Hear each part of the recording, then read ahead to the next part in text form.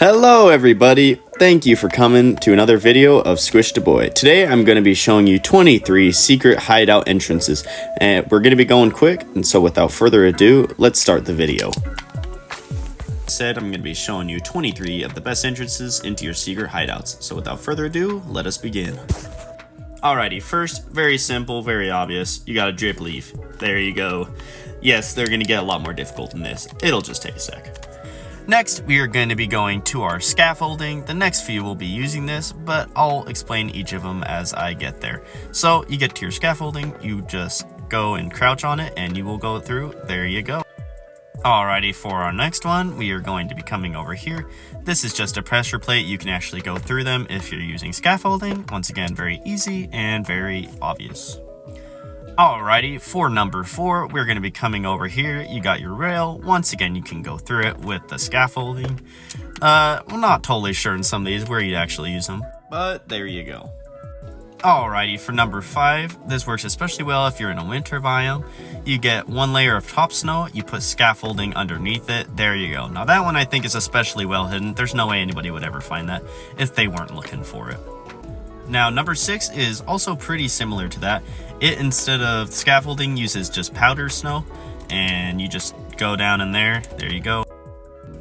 Alrighty, for this next one, also pretty easy. You have your shulker box, you have 2 spaces up above it. You go click on it, and there you go, you fall into the hole.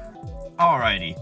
Now, number 9 is actually pretty good, pretty hidden, but it is a bit more of a nighttime type of thing. So you're walking through here, you just see a couple torches, don't think much of it. Actually, there is a bed right here. So you go click on the bed, and there you go, hop out, and now you're in your secret base. Alrighty, now number 10 is one that I came up with just for this video. So you're just walking by, you got your mountain, nothing too special. Well, actually, in one of these holes right here, you have a boat. There you go, see that? Very hidden, very hard to see. Basically, this one's pretty easy. All you really need to do is just have a boat, get your hoe, you make it farmland, and then it'll open up that little space, which you can then go into. Alrighty, I'm going to do 12 and 13, both in the same thing, just because they are so similar. These are basically the bed one, except you can use them at any time of the day. So this one uses just a minecart. You go click on it, there you go. And then this one right over here uses a boat, go click on it, and there you go. For the next one, you know we got to go with the old classic. It's the hideout behind the painting. So you just got your 2 signs, you got your painting, there you go, you can go right through it. Number 15 wasn't too imaginative on this one. You just got your water, you go down in the water, there you go, secret hideout. Everybody knows about this one, but it's a very good one. Alrighty, so now we're going to be moving more into the redstone type of things. Some of these will get very interesting, but I'll explain all of them to you. And so first we're going to come over here. We got our classic, just a slime block with a piston underneath it, and then you got your tripwire right in front. Very nice, very easy to use. Now this one, we're going to be using a lot, so pay attention. You got your button, you click on it, hole opens up, and there you go. So this is a very simple circuit, but it's also very useful, and like I said, we're going to be using it a lot. Basically, you have your redstone torch, which is activating the piston. The piston is pushing out a piece of dirt. Now when you click the button, it turns off the redstone torch, which pulls in the piston, and there you go, now you got a hole. Alrighty, for the next one, we're going to be using what I like to call a trash hole. So you go up to it, you're going to want to point your cursor right about there, and then you're just going to go choose any object out of your inventory and throw it out. Once you do that, it'll drop you down. Very nice, very fancy. And when you run past, you'll actually pick your object back up, so you're not just losing it. So the redstone on this one, you have your piston, and then you have water behind it, which will be pointing to a pressure plate. When the pressure plate is activated, the flip-flop system, like we just were talking about, will pull back the piston. And then when you're running past it, you're actually running right next to the object that you threw, so then you get it back. Alrighty, for our next one, we were just going to be doing the classic trap chest that basically nobody ever uses. So you go click on the trap chest, and there you go, you fall in. This one, I mean, nobody really uses it for some reason, but basically trap chests just put off a redstone signal when they're activated, and so you have it to the flip-flop signal, which then goes to the piston, which then opens it up for you. Alrighty, this one's for people who like to go a little bit extra. I don't know why you'd ever do it, but if you like, here you go. So you come into your furnace, you have 13 of whatever inside of it, you click it, and there you go, it opens it up. You can do that, or you can go take out one of those objects that you have your 13 again, and you can actually add just 2 pieces of fuel, and there you go, opens it up. This one's pretty helpful. You see that it closed once the bamboo was used.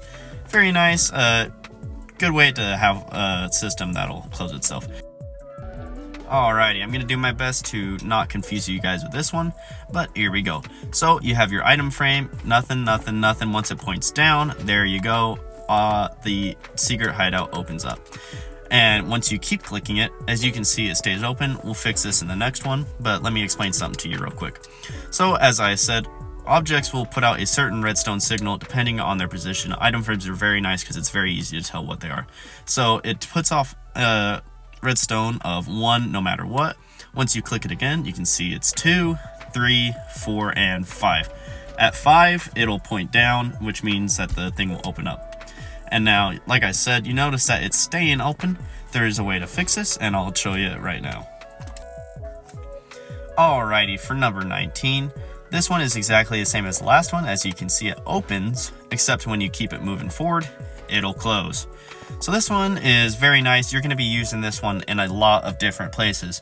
As you can see here, I actually made some stairs that use this same concept, and I also made a thing that'll open up 3 separate hideouts depending on the direction of the object. Let me explain it to you. And so, as I said before, you can see back here what we have. We have just the normal, just like the other one over here, 1, 2, 3, 4, 5, which then goes into a comparator, which has a redstone signal of 1. You'll remember that on the one thing I said that comparators always have a redstone signal of 1 as long as there's something in front of them. And so that goes into the flip-flop system, which goes to the piston and shuts it off. Now, the difference is here, and this is actually really the only real difference, is that we have this. So it has 1, 2, 3, 4, 5 redstone signal, but once it gets to number, get out of here, dude. Don't nobody want you.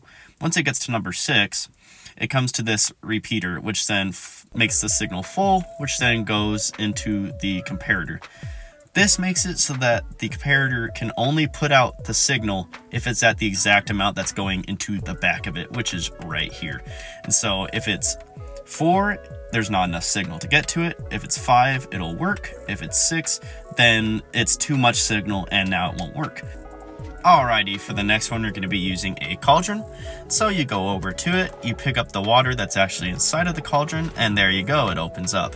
And then once you put more water back into it, there you go, it closes. So once again, using the comparator on the back, and then repeater, which then goes down and does a flip-flop system to the piston. Alrighty, for this one, as you can see, you get close enough to it and it'll open up. So this one's pretty easy. It's actually just a shulker that puts off redstone signal and opens up a piston. For number 22, we've got the double door opening system. Very fancy, very, it's pretty simple and it's pretty cool looking. So the way this one works, you have redstone underneath these pressure plates. It goes to a flip-flop system, which comes out of the ground and goes to the 2 pistons. This happens on either side. Alrighty, and for our final one, this is a thing of my own design. I don't know if it's the most efficient, but it works.